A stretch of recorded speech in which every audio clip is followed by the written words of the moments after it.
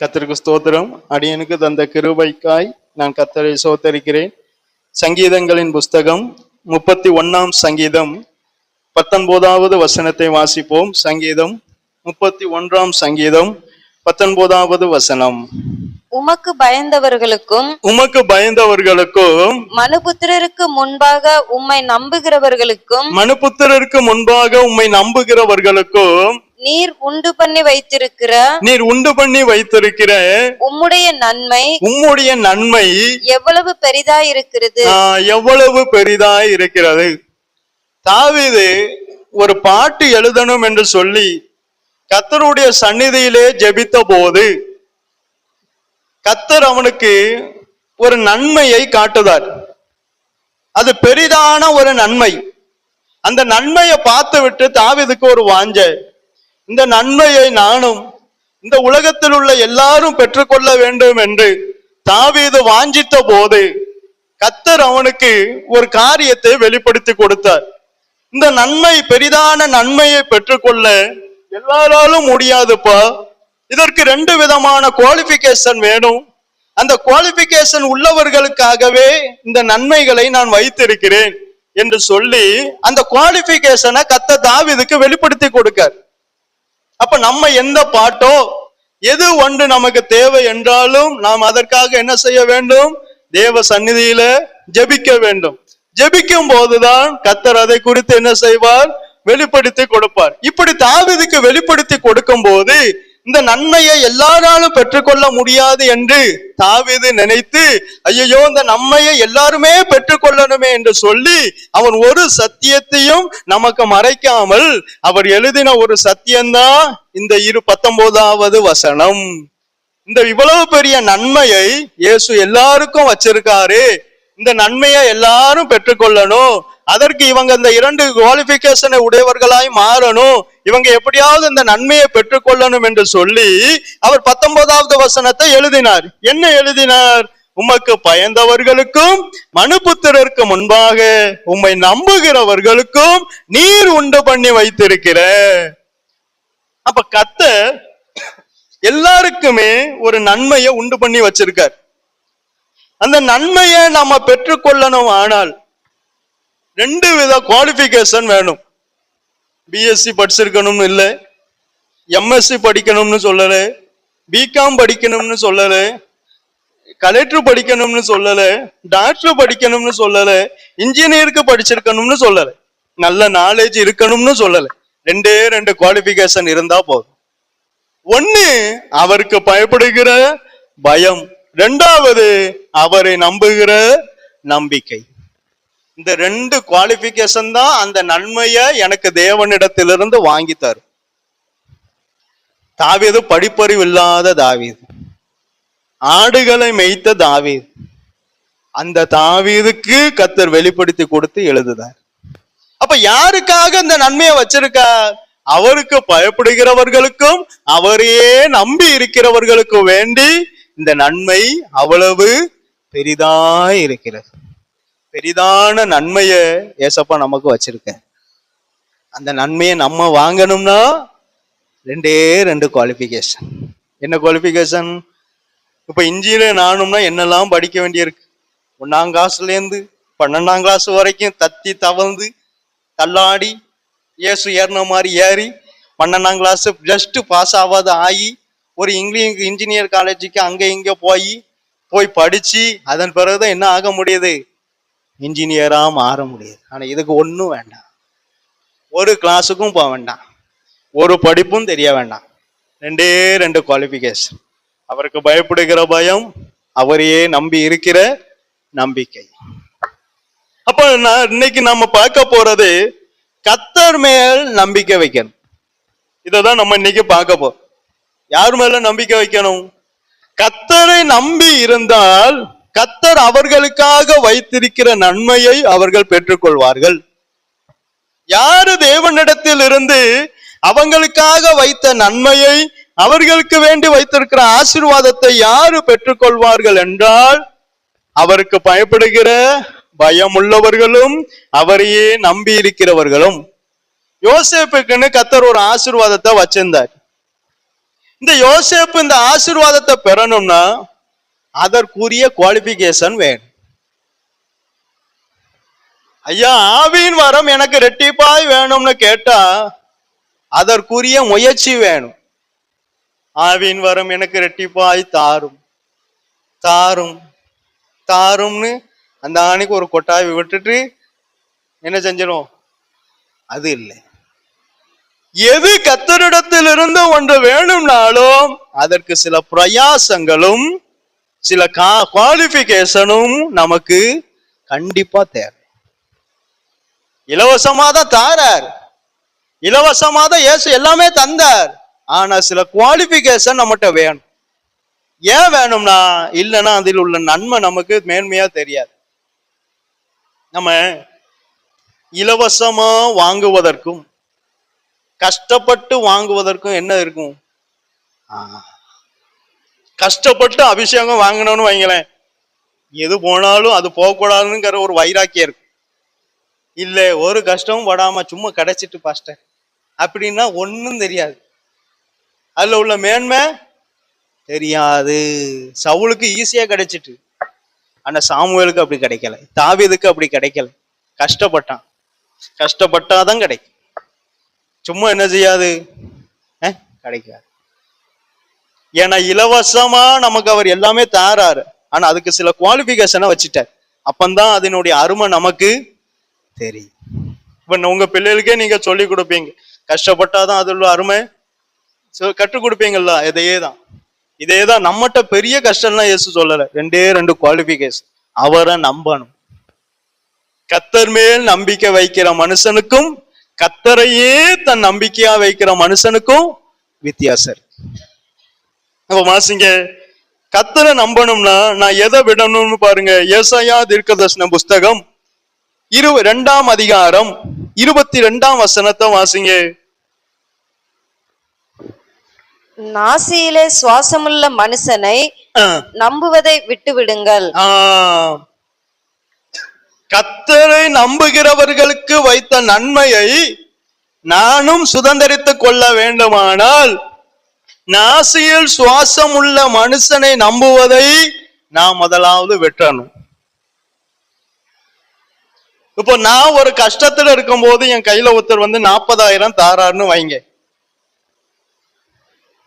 அந்த கஷ்டம், அந்த 40,000 வச்சு என் கஷ்டம் போயிட்டு, நல்ல கவனிங்க.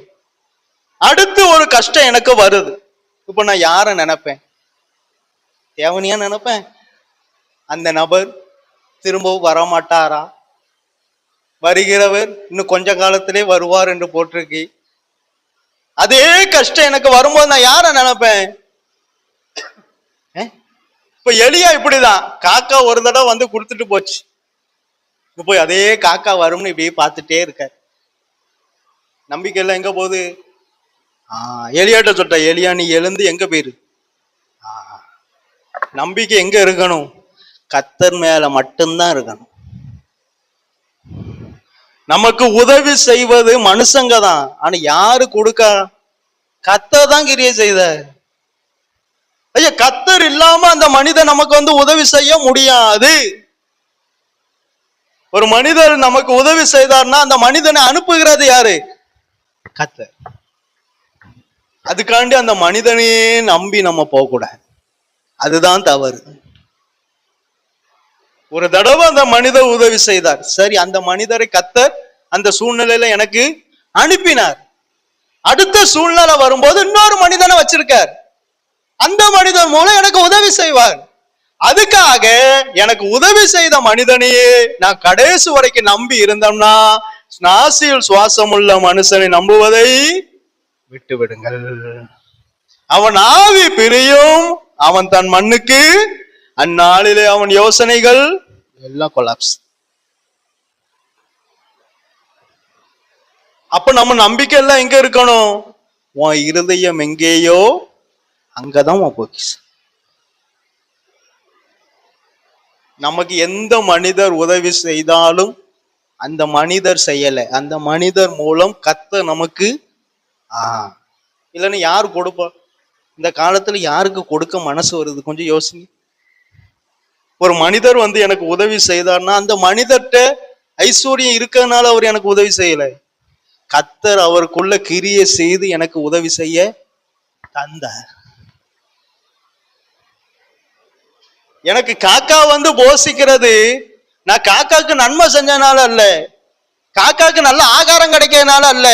கர்த்தர் காகத்துக்கு கட்டளை இட்டார், காகம் வந்து எனக்கு இறைச்சியும் அவ்வளவுதான்.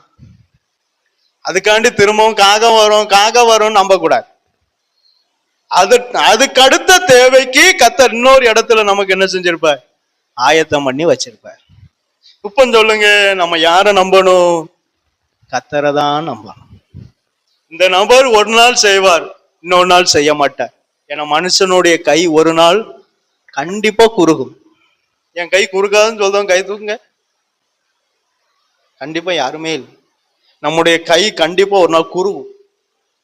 சில நேரம் நம்மளால உதவி பண்ண இயலாது. அதுக்காண்டி அந்த நபரையே நம்ம தேவன் மேலதான் நம்பிக்கை இருக்கு. நாசில் சுவாசம் உள்ள மனுஷனை நம்புவதை என்ன செஞ்சிடணும், விட்டுறணும். யார் வாழ்க்கை செழிக்கும்னு கர்த்தர் சொன்னார்? எந்த மனிதனுடைய வாழ்க்கை செழிக்கும்னு கர்த்தர் சொன்னார்? கர்த்தரை நம்புகிறவனோ.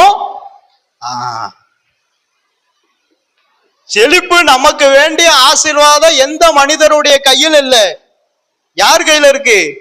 கர்த்தர் கையில தான். கர்த்தர் கிரியை செய்தாதான் எந்த மனிதனும் நம்ம கையில வந்து அந்த அமௌண்ட தருவான். ஐயா, நான் அன்னைக்கு முந்தி சொல்லியிருக்கேன், பைபிள் காலேஜ் அரிசி இல்லை. அந்த ஊழியக்காரர் ஜெபம் வந்தார், எப்பா என் பிள்ளைகளுக்கு என்ன கொடுங்க, அரிசி கொடுங்கன்னு ஜெபம் பண்ணிட்டு போயிட்டார். ஒரு லாரி வந்தது, அங்க லோடு அதிகமா இருக்குன்னு அந்த ஆசிரமத்துல என்ன பைபிள் காலேஜ் என்ன செஞ்சுட்டாங்க, 2 மூடையை அருகே வச்சுட்டு போயிட்டாங்க. இப்ப அடுத்த அரிசி குறையும் போது நம்ம எதையை எதிர்பார்ப்போம்? அதே மாதிரி லாரி வராதா? வராது. கர்த்தர் மட்டுமே நேற்றும் இன்றும் என்றும் மாறாது. ஒரு நாள் லாரி வந்தவனே அதே லாரி எப்போது வந்து தந்தா நல்லா இருக்குமே, அப்படி நம்முடைய எதிர்பார்ப்பு அப்படி போவே கூடாது.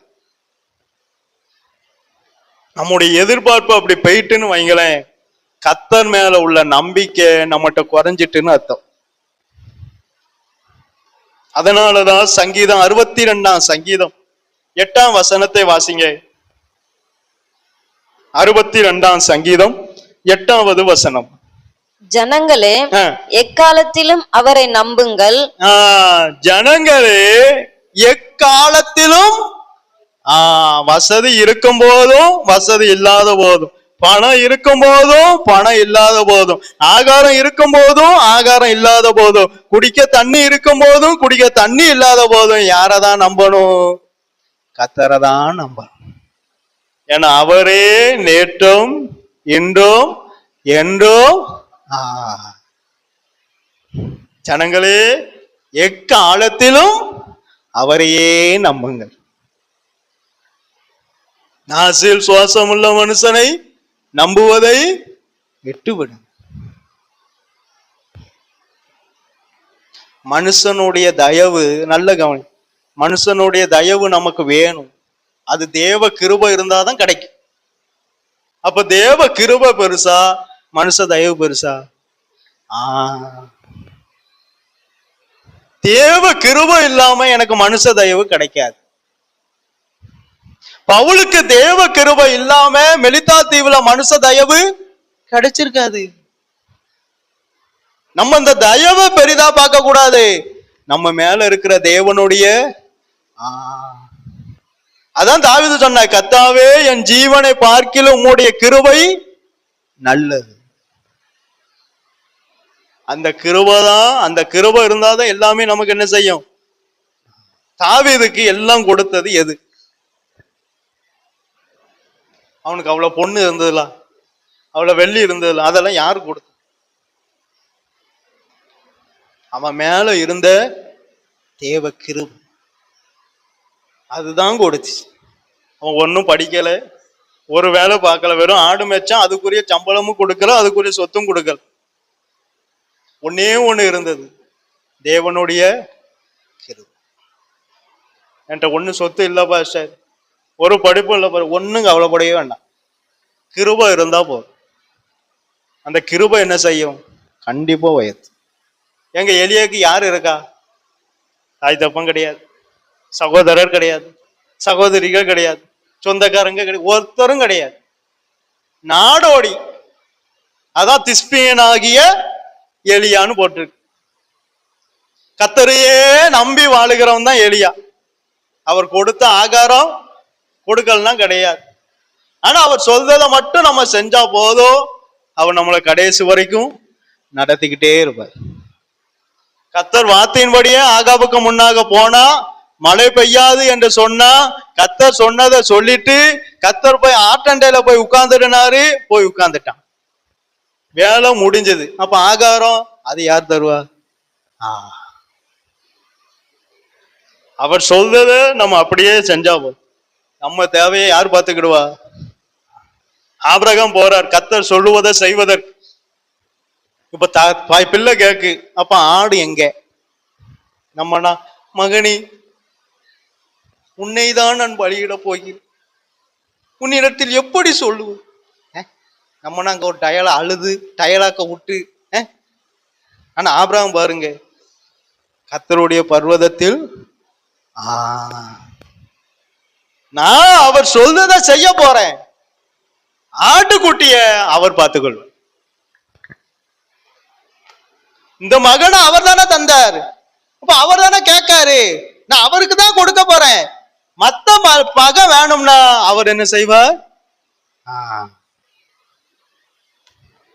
நம்ம அதை அண்ணால் கர்த்தருக்கு கொடுத்த கிணறு ஊறுச்சு. முதலாவது கற்பம் அடைக்கப்பட்டுச்சு. கர்த்தர்கிட்ட ஜெபம் பண்ணி உன்னை வாங்கினான். அதை கர்த்தருக்குன்னு கொடுத்த. எப்போதுமே முதலாவது கர்த்தருக்குன்னு வரதை எங்க ஒதுக்கணும்? கர்த்தருக்கு. ஒரு ஊழியக்காரர் எனக்கு சொல்லி தந்ததை நான் உங்களுக்கு சொல்லித்தார். ஒரு வருமானம் வரும்போது ஃபர்ஸ்ட் கர்த்தருக்கு எடுத்து வச்சுதான் மற்றது உங்களுக்கு. இல்லைன்னா அது ஆசீர்வாதமா இருக்காது. நானானாலும் சரி, எனக்கு வருகிற வருமானமானாலும் சரி, என்ன வருமானமோ 10 ரூபா வந்தால் அதுல 1 ரூபா எங்க வேணும்? வராதே. நமக்கு எப்படி வரும்? அதுல 1 ரூபா எங்க போயிடணும்? கர்த்தருக்குன்னு போயிடணும். நம்ம என்ன நினைக்கிறோம்? பாஸ்டுக்கெல்லாம் கொடுக்கணும், இவ்வளவு கொடுத்தா அவரு பில்டிங்கை கட்டி கோட்டையை கட்டி என்ன செய்வாரு? நான் பொதுவா தான் சொல்றேன், என்ன செய்வார்? மேல வந்துருவாரே அப்படின்னு நினைச்சோம்னா ஒரு ஆசீர்வாதமும் தங்காது. நானானாலும் சரி, ஃபர்ஸ்ட் தேவன் தான். கர்த்தர் பிள்ளைய கொடுத்தார், அந்த பிள்ளை தேவனுக்கு தான். இல்ல அவன் எனக்குன்னு நான் வைக்கலான்னு பார்க்கேன். ஒரு இன்ஜினியர் ஆக்கி, ஒரு டாக்டர் ஆக்கி, ஒரு கலெக்டர் ஆக்கி அவனை பார்க்கணும்னு நான் ஆசைப்படுதேன். துன்மார்க்கனுடைய ஆசை. ஐயா எல்கானாவுக்கு எவ்வளவு ஆசை வந்திருக்கும். பிள்ளை ரொம்ப வருஷம் கழிச்சு கர்த்தர் தந்திருக்காரு, எவ்வளவு ஆசை இருக்கும். அந்த ஆசையையும் அர்ப்பணிச்சாங்களே, அதுதான் அர்ப்பணிப்பு. நம்ம இன்னும் நமக்கு நமக்கு நமக்குன்னு எல்லாத்தையும் வச்சிட்டு இருக்கோம். ஐயா கொடுத்த கிணறு தான் ஊறுச்சு. அவ ஃபர்ஸ்ட் கொடுத்தா, அது கொடுக்கலனா கண்டிப்பா அடுத்த பிள்ளையே பிறந்திருக்காது. ஏன் நான் படிச்ச வரைக்கும் அதுக்கப்புறம் கிணறு ஊறி இருக்காது. கிணறு அது ஊற காரணம் என்ன? இத கொடுத்ததுனால. எதை? கர்த்தருக்குன்னு ஃபர்ஸ்ட் கர்த்தரை கனம் பண்ணணும். அவருக்கு கொடுக்கிற கனம் நம்ம குடும்பத்துல இல்லை. ஆனால் கிறிஸ்தவ குடும்பம் என்று சொல்வதுல ஒரு அர்த்தமும் இல்லை. இந்த பைபிளை தூக்கிட்டு நீங்க நடக்கவே செய்யாது. நானே சொல்றேன், வேதனையோட சொல்றேன், இந்த பைபிள் இப்படி எல்லாம் தூக்கிட்டு நடக்காதீங்க. என்ன செஞ்சோம்? கணமே கர்த்தருக்கு இல்ல. ஆனா நம்ம பைபிள நான் யாரு தெரியுமா? கிறிஸ்தவ. ஆனா கணம் எல்லாம் நமக்கே. ஃபர்ஸ்ட் கணம் கர்த்தருக்கு தான். ஐயா இது நான் சொல்லல, கற்பனை கதையெல்லாம் அடிக்கல, பைபிள்ல இருக்கு. எங்க இருக்கு? உங்களுக்கு தான் தெரியுமே. தெரிஞ்சுதானே நம்ம அப்படி இருக்கோம். இதுக்கு மேல நம்ம என்ன சொல்ல? சத்தியத்தை அறிந்தும் மனதாரம் பாவம் செஞ்சா அதுக்கு நியாய தீர்ப்பு தான் இருக்கு. அது நம்ம கையில ஒண்ணும் செய்ய முடியாது. அது ஊழியக்காரன் விழுந்து ஜெபம் பண்ணாலும் ஒண்ணும் நடக்காது. சத்தியத்தை அறிந்த பிறகு மனப்பூர்வமா பாவம் செஞ்சா அது கண்டிப்பா கோபாக்கினை தான். கண்டிப்பா. அப்ப ஃபர்ஸ்ட் கர்த்தரை நம்பணும். எல்லா காலத்திலும் அவரை நம்பணும். அவர் நமக்கு தருகிற ஆசீர்வாதத்தை அவர் கேட்கும் போதும் அவருக்கு கொடுக்க மனசும் இருக்கணும். அதுதான் கர்த்தரை நம்புகிற நம்பிக்கை. இல்ல எனக்கு இந்த வாரம் இவ்வளவு தேவை இருக்கு, ஒரு 100 ரூபாய் குறைச்சிட்டு ஒரு 200 ரூபாய் குறைச்சிட்டு கர்த்தருக்குன்னு எடுத்து வச்சோம்னா வேற எங்கேயாவது அந்த 200 ரூபாயை பிடுங்கிடுவார். நான் அனுபவப்பட்டு வேற ஏதாவது ஒரு விதத்துல 200 ரூபாயை காத்தா பிடுங்கிடுவார். ஏதாவது ஒரு செலவை உண்டு பண்ணிடுவார். ஏன்னா அவர் யாரு? தேவன். உலகத்தையும் எல்லாவற்றையும் சிருஷ்டித்தவர். நம்ம அவரையே ஏமாத்தினோம்னா பீஸே அவர் கையில தான் இருக்கு. நம்ம குடும்பத்துக்கு உண்டான பீஸ் எங்க இருக்கு? அவர் கையில தான் இருக்கு. அவர் புடுங்க எவ்வளவு நேரம் ஆகும்? ஐயா, தந்ததை ஒரு வெட்டுக்கிளிய வச்சு அழிக்க எவ்வளவு நேரம் ஆகும்? ஒரு நிமிஷத்துல முளைக்க பண்ணின ஆமனுக்கு செடிய ஒரு பூச்சியை வச்சு அவரால் என்ன செய்ய முடியும்? அழிக்க முடியும். நம்பிக்கை யார் மேலதான் இருக்கணும்? தேவன் மேலதான் இருக்கு. நல்ல நலலா இருக்குன்னு நோவா யாரு யோனா உட்கார்ந்தார். நல்ல நலலா தந்துட்டீங்கப்பா, அதையே நம்பிட்டான். அதையே நம்பி உட்கார்ந்தாச்சு. நமக்கு நல்ல விவசாயம் இருக்கும். நம்பிக்கை எங்க இருக்கணும்? கர்த்தர்ட்ட தான் இருக்கணும். நம்மகிட்ட விவசாயம் இருக்கட்டும், சொத்து எவ்வளவு இருக்கட்டும், என்னமும் இருக்கட்டும், டோன்ட் வரி. ஆனா நம்பிக்கை காடு தான். இல்ல இது எனக்கு நல்ல நிலலா இருக்கு அப்படியே அதிலேயே சாஞ்சான், ஒரேடியே சாஞ்சிட்டான். இருதயம் எல்லாம் எங்க போயிட்டு? ஆமனுக்கு செடி மேல போயிட்டு. இப்ப கர்த்தர் பார்த்தாரு, இவனை கஷ்டப்பட்டு அழைச்சேன், இவன் என்ன கண்டுட்டான்? இதையே நம்பிட்டான். நான் என்னைய நம்புவான்னு பார்த்து இவனை அங்க அனுப்புனா, ஐயோ பாவமே, எனக்காக இவ்வளவு கஷ்டப்பட்டு வந்தானே, அக்கறைக்கு வந்தானேன்னு இவனுக்கு ஒரு ஆமனுக்கு செடியை கொடுத்தா, கொஞ்சம் ஆசீர்வாதத்தை இவனுக்கு கொடுத்தா, அந்த ஆசீர்வாதத்தை இவன் யூஸ் பண்ணிட்டு அந்த ஆசீர்வாதத்தையே நம்பி இருந்துட்டான். கடைசியில பாப்பாரு, இவன் சரிப்பட்டு வரமாட்டான். ஒரு பூச்சிக்கு கட்டளை இடுவார், எல்லா பூச்சும் துரும்பும், அதை என்ன செய்யும்? அரித்து போடும்.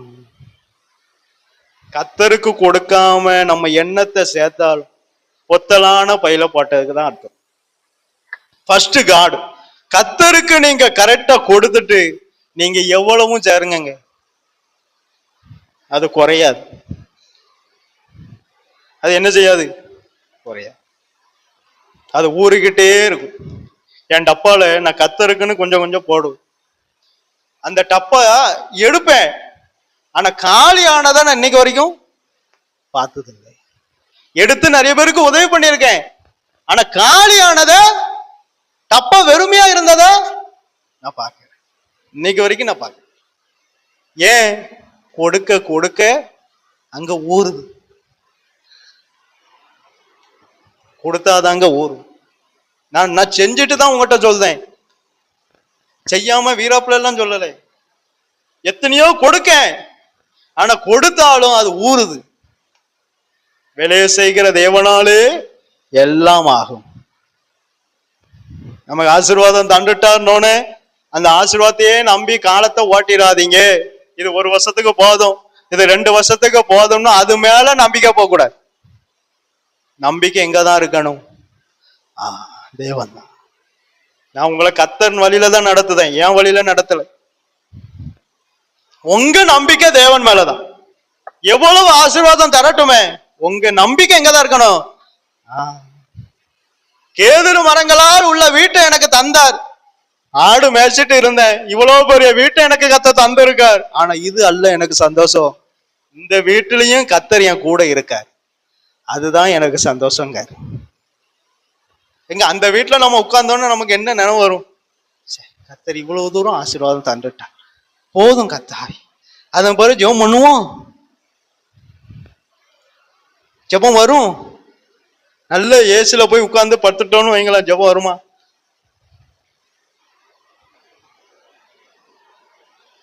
ஒரு வீட்டை நல்ல பெரிய வீடா கட்டிட்டோம், நல்ல ஏசி, வேற என்னது, 2 கார் 2 பைக் என்கிட்ட இருக்கதான் சொல்றேன், இதெல்லாம் தந்துட்டார். நமக்கு ஜெபம் வரும்? கர்த்தரை தேடலையா? தேடிக்கலாம், வேற பார்த்துக்கலாம். ஐயா ஒரு மிகப்பெரிய பணக்காரர், உலகத்திலேயே 2வதோ 3வதோ இருக்காரு. அவர் அவ்வளவு தூரம் உயர்ந்ததுக்கு காரணம் என்னன்னு கேட்டார். நான் அண்டர் கிரவுண்ட்ல ஒரு ரூம் இருக்கு எனக்கு. ஃபர்ஸ்ட் நான் டியூட்டிக்கு வந்த உடனே அங்க போய் ஜெபம் பண்ணிட்டு தான் மற்ற ஃபைல்ல நான் சைன் பண்ணுவேன்.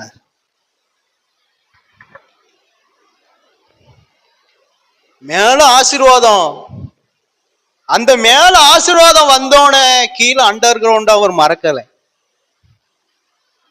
நமக்கு மேல கொஞ்சம் ஆசீர்வாதம் வந்தோடனே அந்த ஆசீர்வாதத்துக்கு எது உதவுனதோ அந்த ஜபத்தை போ நம்ம விட்டாச்சு. இவ்வளவு ஜெபம் பண்ணனால தானே இவ்வளவு ஆசீர்வாதம், கர்த்தருக்காக இவ்வளவு தியாகம் பண்ணனால தானே இவ்வளவு ஆசீர்வாதம்.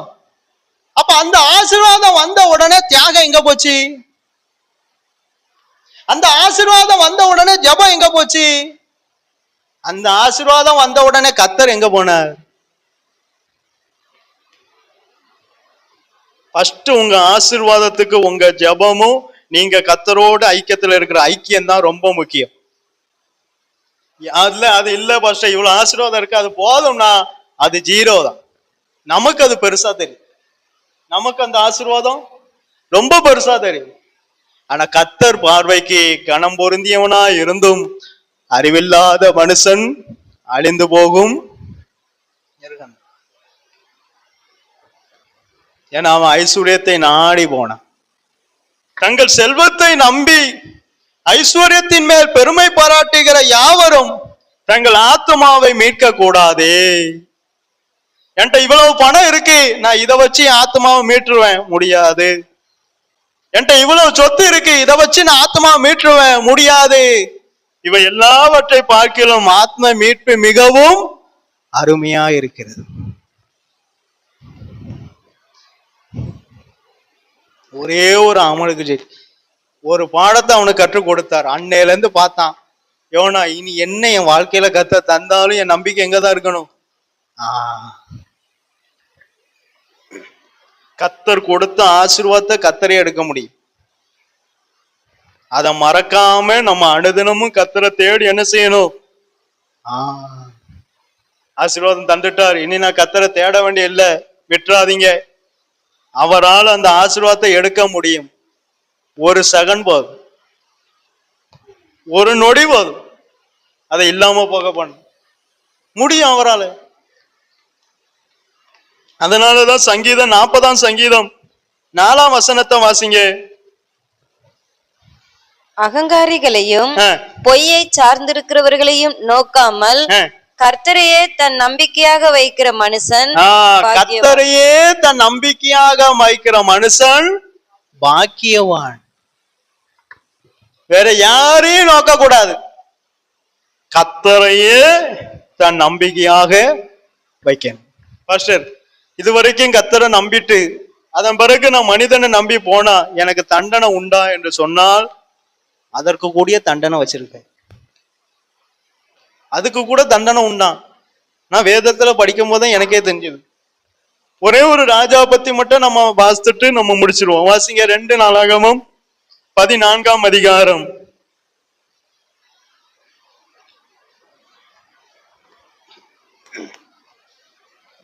8ஆம் வசனம் முதல் 11ஆம் வசனம் வரை வாசிங்க.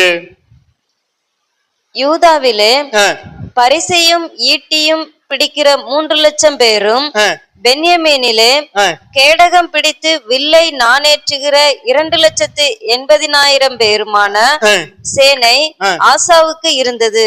ஆசாவுக்கு சேனை இருக்கு. இவர்கள் எல்லாரும் பராக்கிரமசாலிகள், எல்லாரும் பராக்கிரமசாலிகள். அவர்களுக்கு விரோதமாக எத்தியோப்பியனாகிய சேரா 10,00,000 பேர்கள் சேர்ந்த சேனையோடும், ஆனா ஆப்போசிட்ல இருந்து வரவங்களுக்கு எத்தனை பேரு? 10,00,000 பேரு. 300 ரதங்களோடும் புறப்பட்டு மரேசா மட்டும் வந்தான். அப்பொழுது ஆசா அவனுக்கு எதிராக புறப்பட்டான். மரேசாவுக்கு அடுத்த செப்பத்தா என்னும் பள்ளத்தாக்கில் யுத்தத்திற்கு அணிவகுத்து நின்றார்கள். ஆசா இதான் ரொம்ப முக்கியம். ஆசாட்ட இருந்த நல்ல குணம், ஆசாட்ட இருந்த நல்ல குணம் என்னது? ஐயா யுத்தத்துக்கு போக வேண்டியதானே, எதிராக புறப்பட்டாச்சு. ஆனா ஆசா ஒரு காரியம் ஜெபம் பண்ண. அப்ப ஃபர்ஸ்ட் எதை செஞ்சாலும் என்ன செய்யணும்? என்ன செய்யணும்? ஜெபம் பண்ணணும். எங்களால் அல்ல கத்தாவே, என்கிட்ட இவ்வளவு பராக்கிரமசாலிகள் இருக்கலாம், இத்தனை பேர் என் பின்னாடி இருக்கலாம், ஆனா உங்க உதவி இல்லாம என்னால ஒன்னும் செய்ய முடியாது. என்ன ஜெபம் பண்ணான்னு பாருங்க. அவன் ஜெபத்துல எவ்வளவு வல்லமை இருக்குன்னு பாருங்க. வாசிங்க. ஆசா தன் தேவனாகிய கர்த்தரை நோக்கி கூப்பிட்டு, தன் தேவனாகிய கர்த்தரை ஆபத்து காலத்தில் என்னை நோக்கி கூப்பிடு, நான் உனக்கு. எப்ப கூப்பிட்டாலும் நம்ம ஜெபத்தை கேட்கிற ஒரே செவி ஏசப்பாவுடைய செவிதான். எந்த நைட்டு நீங்க எந்த வீட்டை தட்டுங்க, திறக்காத கதவு இருந்தாலும் ஏசப்பா கதவை தட்டுனா என்ன செய்யும்? கண்டிப்பா திறக்கிற ஒரே கதவு ஏசப்பா. ஏன்னா அவர் தான் நம்மளை தூங்காம உறங்காம நம்மளை பாதுகாக்கிற. எந்த ராத்திரி அவரை நோக்கி கூப்பிட்டாலும் அவர் நம்முடைய சத்தத்தை கேட்பார். இந்த ஏழை கூப்பிட்டான், கர்த்தர் அவன் சத்தத்தை கேட்டார். சத்தமா கூப்பிடுதான். வாசிங்க. கர்த்தாவே, நம்ம சில இடத்துல போய் நின்னுட்டு சத்தமா ஜெபம்னா வெக்கப்படுவோம் பாத்தீங்களா? இதுலயும் இவ்வளவு பாயிண்ட் இருக்கு பாருங்க. ஆசா அத்தனை பேர் முன்னாடி இருக்காங்க, ஆனா என்ன செய்தார்? நம்ம 10,000 பேர் இருக்கட்டும், சத்தம் வரும் மனசுக்குள்ளே, கத்தாவே ஜெபம் பண்ணிட்டேன், எப்ப மண்ணே இந்த எப்ப மன்னனே என்ன வராது. ஏன்னா நமக்கு என்னது? வெக்கம். இயேசுவை நோக்கி கூப்பிடவே வெக்கமா இருக்கு. எல்லாரும் முன்னாடியும், எல்லாரும் முன்னாடி கத்ததுக்கே நமக்கு வெக்கமா இருக்கு. அவங்க என்ன நினைச்சிருவாங்களோ, இவங்க என்ன பத்திமேயு என்கிற குருடன் முன்னிலும் அதிகமா கூப்பிட்டான். எவ்வளவு கூட்டம் இருந்தது, அது எனக்கு முக்கியம் இல்ல. எனக்கு கர்த்தர் என் ஜெபத்தை சத்தமா கூப்பிட்டார். ஆசா கூப்பிட்டு என்ன சொன்னார்? வாசிங்க. கர்த்தாவே, கர்த்தாவே, பலமுள்ளவனுக்காகிலும் பலமுள்ளவனுக்காகிலும் பலனற்றவனுக்காகிலும் உதவி செய்கிறது உமக்கு லேசான காரியம். உதவி செய்கிறது உமக்கு லேசான காரியம். எங்கள் தேவனாகிய கர்த்தாவே, எங்களுக்கு துணை நெல்லும் உம்மை சார்ந்து. இதான் அண்டர்லைன் பண்ணணும். இந்த பாயிண்ட தான் அவர் விட்டுட்டார். எது எடுத்தாலும் ஜெபம் பண்ணி ஆரம்பிக்கிற ஆசா கொஞ்ச காலம் எல்லாம் வந்த பிறகு போயிட்டு. அததான் சொல்லவாரு. உம்மை சார்ந்து, அத வாசிங்க. உம்மை சார்ந்து உம்முடைய நாமத்தில் ஏராளமான இந்த கூட்டத்திற்கு எதிராக வந்தோம். அப்ப ஆசா இப்போது யார சார்ந்து போறார்? யார நம்பி போறார்? கஷ்டம்னு வரும்போது, இக்கட்டுன்னு வரும்போது கர்த்தரை நம்பி போறார். கர்த்தர் அவர் நம்பி போனால அவருக்கு ஜெயத்தை கொடுக்க. இப்ப அடுத்து என்ன நடக்கணும் பாருங்க. அதே 2 நாளாகமும் 16ஆம் அதிகாரம் 7ஆம் வசனத்தை வாசிங்க. அக்காலத்திலே ஞானதிஷ்டிக்காரனாகிய அனானி யூதாவின் ராஜாவாகிய ஆசாவினிடத்தில் வந்து. நல்ல கவனிங்க. நம்ம ஒரு காரியத்தை விட்டு விலகிட்டோம்னா கர்த்தர் யார் மூலமாவது கொண்டு வந்து நம்மளை எச்சரிப்பார். ஏன் எச்சரிக்கார்னா, நமக்கு அவர் மேல என்ன உண்டு? அன்பு உண்டு. கரெக்டா இவன் கத்தரை விட்டு நம்பிக்கை வேற இடத்துக்கு மாறுதுனோன்னு அங்கிருந்து ஆளை அனுப்பிட்டார் பாருங்க, ஞான திருஷ்டிக்காரனை அனுப்பி என்ன சொன்னார்? ஞான திருஷ்டிக்காரனாகிய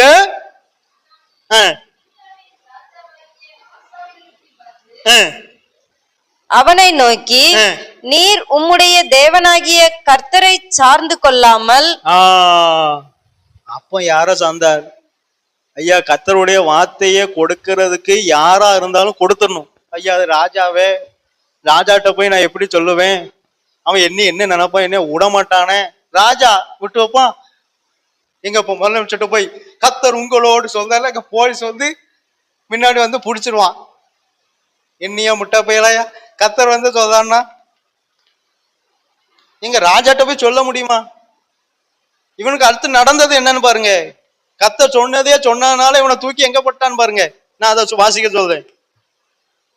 இப்ப அனானி போய் என்ன சொல்றார்? வாசிங்க திரும்ப.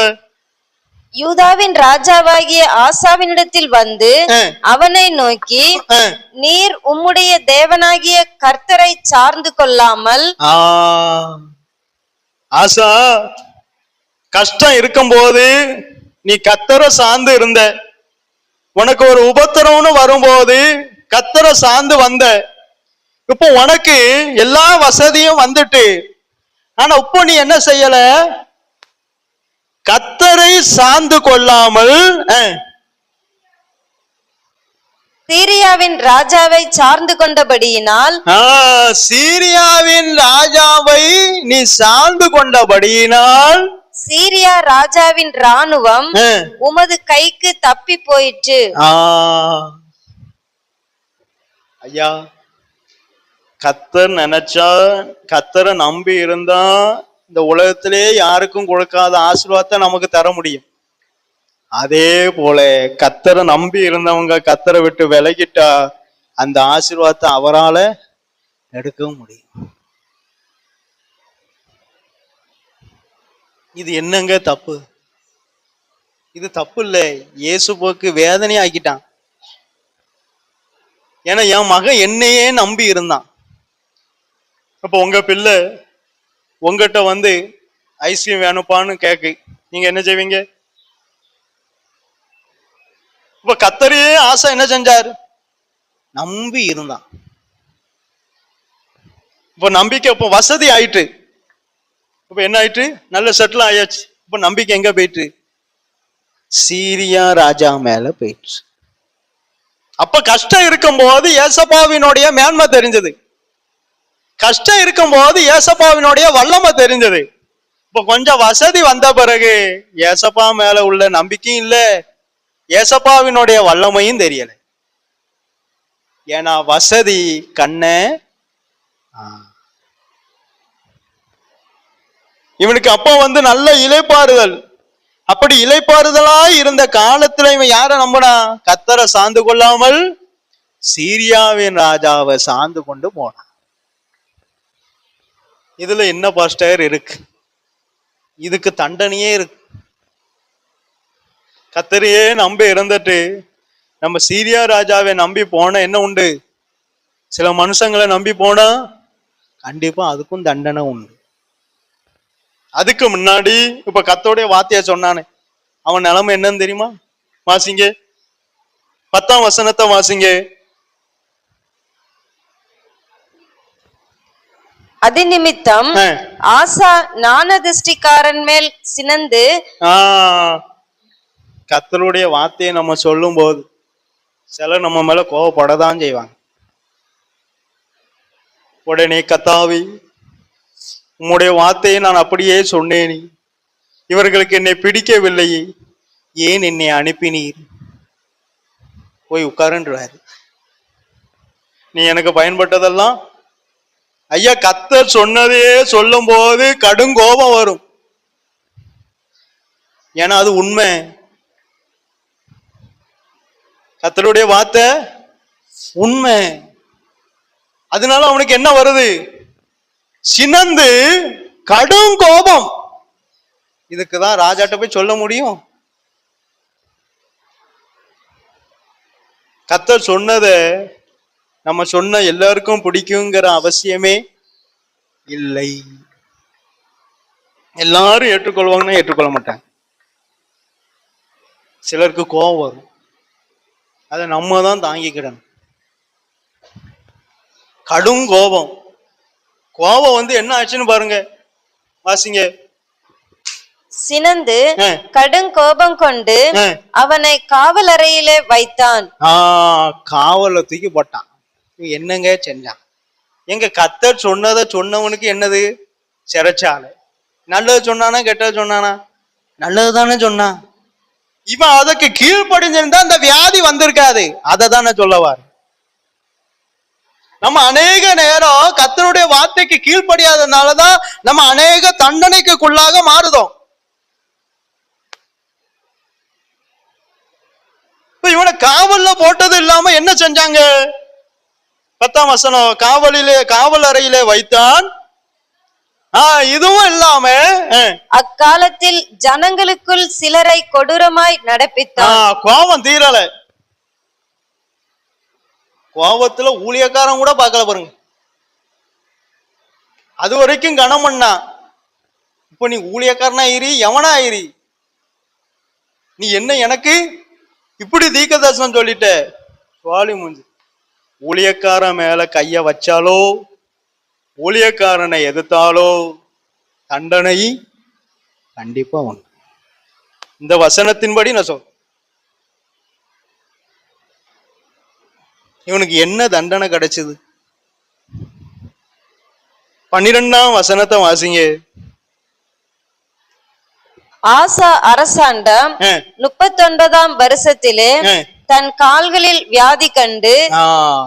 வியாதி வந்துட்டு இப்போ நல்லாதான் இருக்கும், கடைசியில தான் பிடிப்பார். ஊழியக்காரன் மேல பரிதாபப்படுகிற கர்த்தர் சொல்லுகிறதே சொன்னா அநேகருக்கு நம்மளை பிடிக்காது. சிலருக்கு கோபம் வரும், சிலர் ஏற்றுக்கொள்வாங்க. கீழ்ப்படிஞ்சாதாங்க நமக்கு ஆசீர்வாதம். ஷார்ட்டா சொல்லணும்னா அதான் சொல்லணும். ஊழியக்காரர் வார்த்தைக்கு நம்ம என்னைக்கு கீழ்ப்படுகிறோமோ அன்னைக்குதான் நமக்கு ஆசீர்வாதம். இல்லை இவன் என்ன சொன்னேன், இவன் என்ன சொல்ல, நான் என்ன கேட்க. இங்க அப்படித்தானங்க இருந்தான்.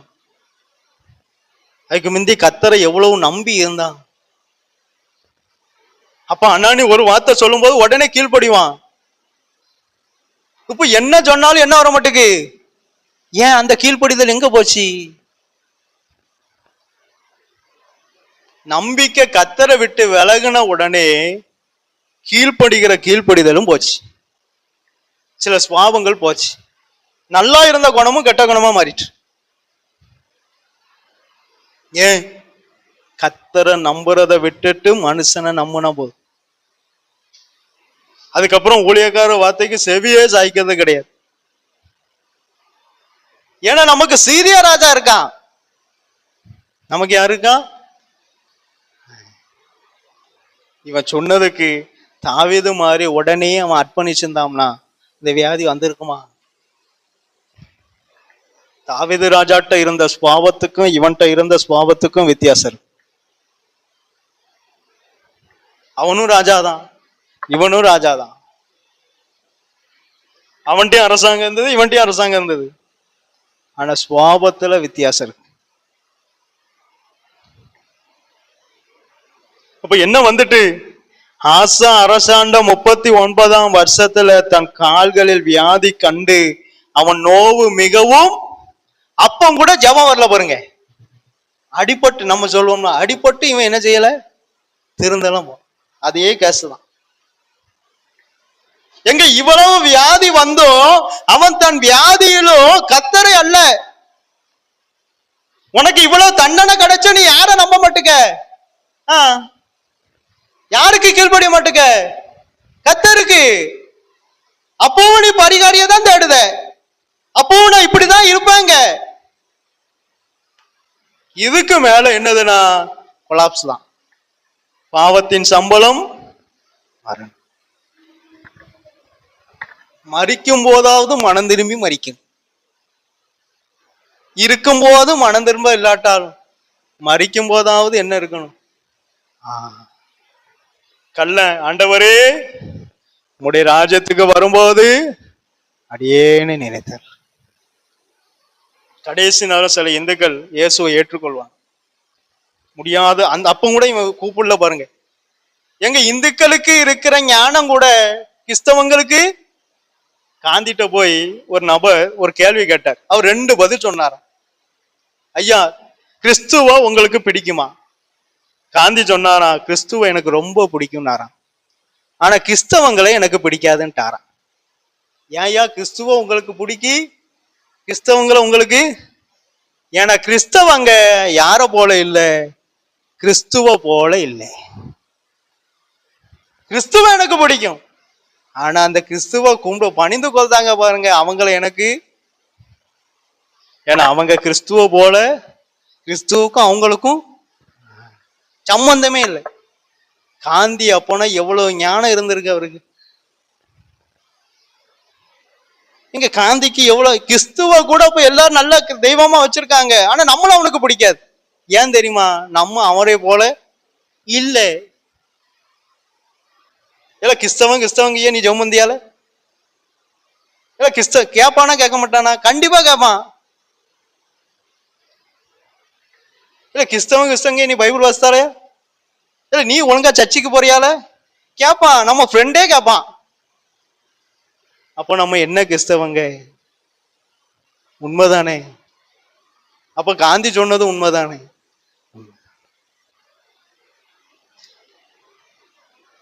ஐயா, என்ன வந்தாலும் நம்பிக்கை கத்தர்தான். ஒண்ணு, கத்தர் என்ன சொன்னாலும் சொல்லும் அடியேன் உடனே கீழ்ப்படியும். இந்த 2ம் நம்மளை கண்டிப்பா ஆசீர்வாதத்துக்கு நேரம் நடத்தும். இல்லை எனக்கு இதெல்லாம் வேண்டாம் பாஸ் எப்படிங்கிறீங்க, பிரச்சனையே இல்லை. ஆனா இதே மாதிரி நேரிடக்கூடாதுன்னு நான் ஜெபம் பண்ணிக்கிறது, அவ்வளவுதான். ராஜான்னு கூட பார்க்கல, வியாதியை கொடுத்துட்டார். அதுவும் அந்த வியாதி ரொம்ப வேதனை கொடுக்கு. அந்த வேதனையில கூட கத்தன்னு வாயில வரல பாருங்களேன். அதான் ரொம்ப வேதனை ஏசப்பாக்கு.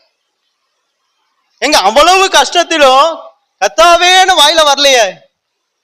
அதான் இங்க தெளிவா போட்டிருக்கு பாருங்க, தன் வியாதியிலும். ஒவ்வொரு வார்த்தையும் ரொம்ப முக்கியம். தன் வியாதியிலும் அவன் கத்தரையே அல்ல பரிகாரிகளையே தேடினான். அப்ப எத்தனை வருஷம் வியாதியாருங்க? 39ஆம் வருஷத்துல வியாதி வந்திருக்கு, 41ஆம் வருஷத்துல மறிச்சிருக்கான். அப்ப 10 வருஷம் வியாதி. இந்த 10 வருஷம் வியாதியிலேயே மனசு எங்க திரும்பல? நம்ம அடிபட்டும் இந்த அடிபட்டும் திருந்தாத கேச என்ன அடிச்சாலும் திரும்ப நமக்கு தான் கை வலி. நம்ம அந்தாதான் சொல்லுவோம் சில நாள், எரும மாடே சொல்லுவோமா? ஏன் சொல்லுவோம்? அது எத்தனை அடி அடிங்க திரும்பவே திரும்பாது, நமக்கு தானே கை வலிக்கும். அந்த கை வலிச்ச பிறகுதான் நமக்கு என்ன வார்த்தை வரும்? என்னங்க பெற்றோரும் அமைதி, நீங்க தானுங்க எக்ஸ்பீரியன்ஸ் சொல்லுவாங்க. என்ன சொல்லுவோம்? நீங்க ஏசைய மாட்டீங்க போலியே பிள்ளைகளே, நீங்க உட்காந்துக்க பார்த்தா ராசா தங்கம். எங்க இப்படி அடிக்கும் போது நம்ம கை வலிச்சா நம்ம என்னங்க சொல்லுவோம்?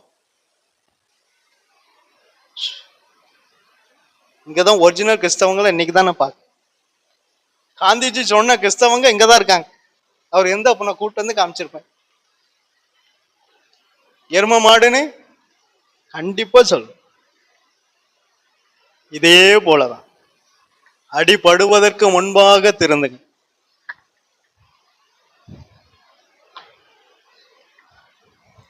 இந்த அடி எதுக்கு? ஒண்ணு கத்தரை நம்பல, கத்தரையே நம்பி இருந்தவன் கொஞ்சம் வசதி வந்தோன்னு நம்பிக்கைலாம் அது மேல போயிட்டு. உங்களுக்கு சில ஆசீர்வாதம் வரும்போது சில பணங்கள் கிடைக்கும், நம்பிக்கை எங்க போயிரும்? அந்த பணத்து மேல போயிரும். இந்த பணம் இருக்குல்ல, இதை வச்சு இந்த 1 மாசம் ஓட்டிடுவான். கத்தர் பார்ப்பார், அப்படியா ராசா? உடனே ஏதாவது டயரை பீச புடுங்குவார். இப்ப என்ன செய்வ? ஐயோ இருந்த பணமும். அதுக்கப்புறம் நம்ம உட்கார்ந்து ஜெபம் பண்ணுவோம், கத்தாவே என்னை நீர் நடத்தும், என்ன, நான் தானே உன்னை நடத்தணும். நீ எதை நம்புன? உன் கையில இருக்கிற பணத்தை. பணம் ஒன்றுக்கும் உதவாது. இது இன்னைக்கு இருக்கும், நாளைக்கு போயிடும். நம்ம கையில அது கட்டா இருக்கும். அவர் அங்கேருந்து ஒரு ஊதுனா போதும், இங்க பறந்துடும். அனுபவப்பட்டிருக்கு. ஒண்ணு, கத்தரையே நம்பிடுங்க. ரெண்டாவது, கீழ்ப்படி. கத்தர் என்ன சொன்னாலும் ஒபேமை. நல்லது சொல்றாரோ கெட்ட சொல்றாரோ அது ரெண்டாவது.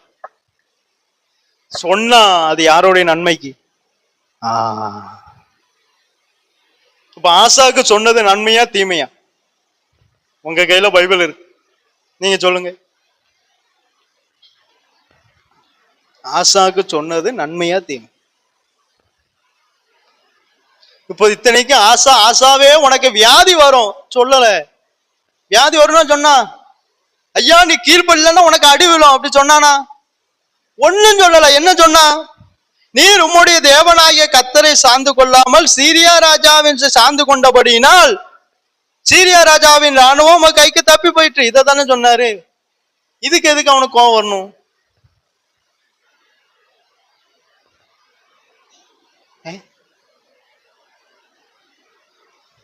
ஏன்னா ராஜாக்கு ஒரு இது வந்துட்டு, என்னை எப்படி இவன் குற்றப்படுத்தலாம்? ஏன்னா நம்ம யாரு? ராஜா இல்ல. நம்ம யாரு? ராஜா. என்னை எப்படி இவன்?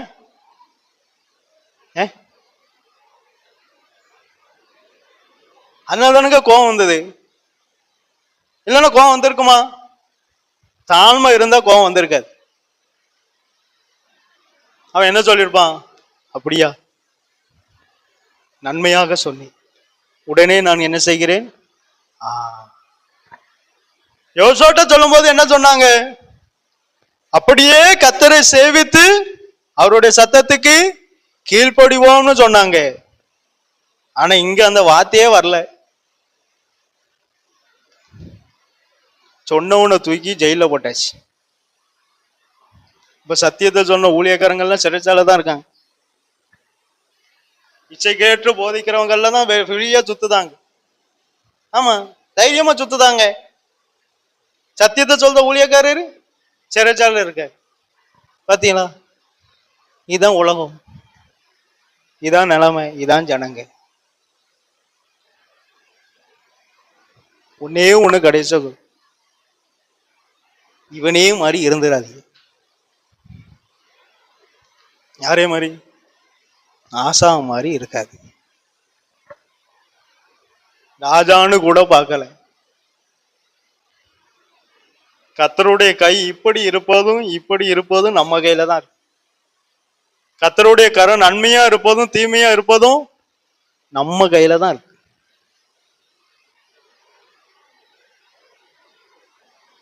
இதை விட தெளிவா எங்கேயும் சொல்லி தர மாட்டாங்கப்பா.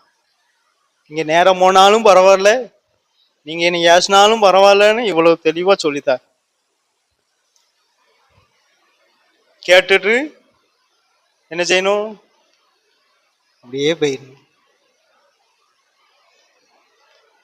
வசனம் கேட்டா மனம் திரும்ப வேண்டிய இடத்துல மனம் திரும்பணும். அதுதான் உண்மையா வசனம் கேட்டதற்கு அர்த்தம். என்கிட்ட ஒரு வசனம் பேசிச்சுன்னா அதுக்கப்புறம் நான் அதுல இருந்து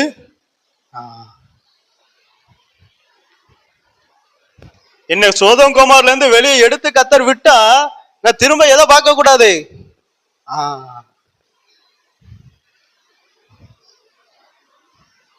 அதான் பண்டிகள் முன் என்ன செய்யாத? முத்த போடாது. திரும்ப எங்கதான் போக போகுது? சாக்கடைக்கெல்லாம் போய் விழ போகுது. அதுக்கு அதான் இஷ்டம். அது முன்னாடி முத்த போட்டு வேஸ்ட். தேவனுடைய வார்த்தையினுடைய மகிமை தெரியாது, பிரோஜனம் இல்லை. இது நடந்தது, நான் நடக்காததெல்லாம் சொல்ல. இதுவே வழியும் சத்தியமும், இதை எல்லாமல் ஒருவனும் வரவே முடியாது. கர்த்தரையே நம்பி இருங்க. அவர் உங்களுக்குன்னு ஒரு நன்மையை உண்டு பண்ணி வச்சிருக்காரு. அது ரொம்ப பெரிதா இருக்கு. அந்த நன்மை வாணும்னா அவரையே நம்பி இருங்க.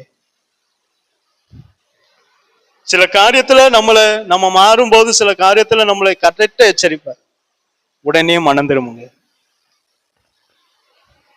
இதெல்லாம் செஞ்சா என்ன பாஸ்டர் கிடைக்கும்? அது பரலோகத்துக்கு தெரியும்.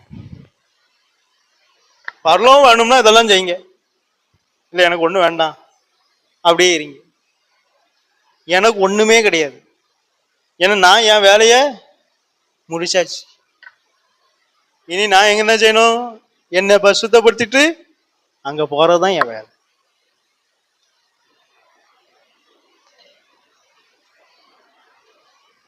புரியுதா? ஜெபிப்போம். நல்ல பிதாவே, உம்மை துதிக்கிறோங்க தாவே. எதற்குமே தகுதி இல்லாத எங்களை உம்முடைய சன்னதியை கூட்டி சேர்த்த தயவுக்காய் உம ஸ்தோத்திரம். நீர் எனக்கு கொடுத்த வார்த்தையை நான் அவர்களுக்கு அப்படியே கொடுத்தேன். அதெல்லாம் நான் பூமியிலே உம்மை மகிமைப்படுத்தினேன். இன்னமும் மகிமைப்படுத்த கிருபதாரம்.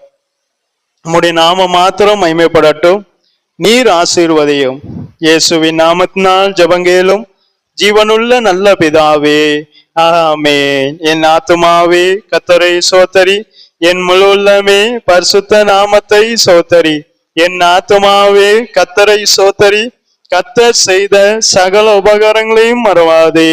ஆமென். கர்த்தராகிய இயேசு கிறிஸ்துவினுடைய கிருபையும் பிதாவாகிய தேவனுடைய அன்பும் பரிசுத்த ஆவியானவருடைய ஐக்கியம் இன்றும் என்றும் எப்போதும் அவர் வருகை வரை நாம் அனைவரோடும் கூட இருப்பதாக.